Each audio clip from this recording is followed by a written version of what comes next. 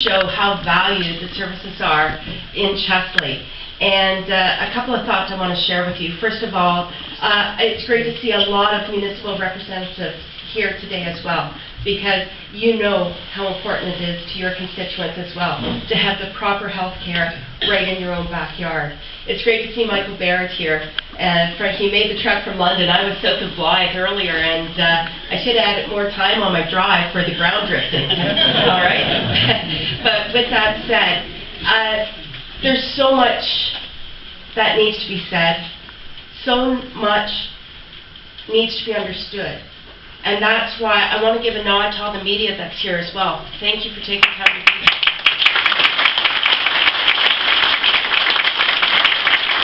We have a job ahead of us to do, and that is to drive the point home that we are not willing to give up some of the best ROI on healthcare dollars that this area receives in Chesley.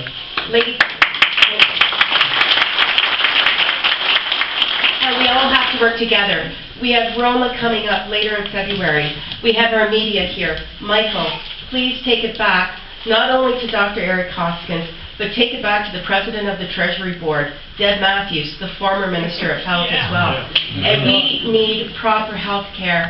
And thank you to Dick and Emily and Catherine and to the chaplain for sharing your story. And with your permission, we'll take them on to Queen's Park as well. Because I can tell you that your stories, people can relate to them and understand them across this province.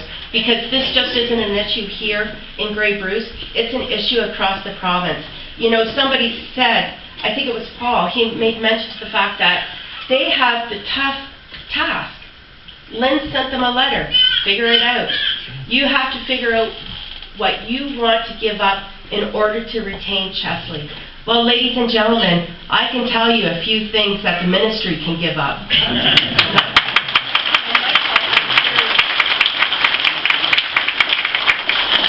Dick, I have to tell you, I share your tenacity. And I want to take, on behalf of all of you here today and our ridings of Huron-Bruce and Grey Bruce Owen Sound, your message. And one way to do it is petition.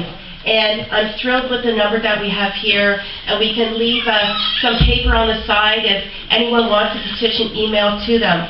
But the person that was incensed enough to come to me to say, we need to tell our story, we need to let people know what restorative care means in rural Ontario, did it because that person cared, and they believe, and they understand, and those stories that Dick and Emily and Catherine shared resonate.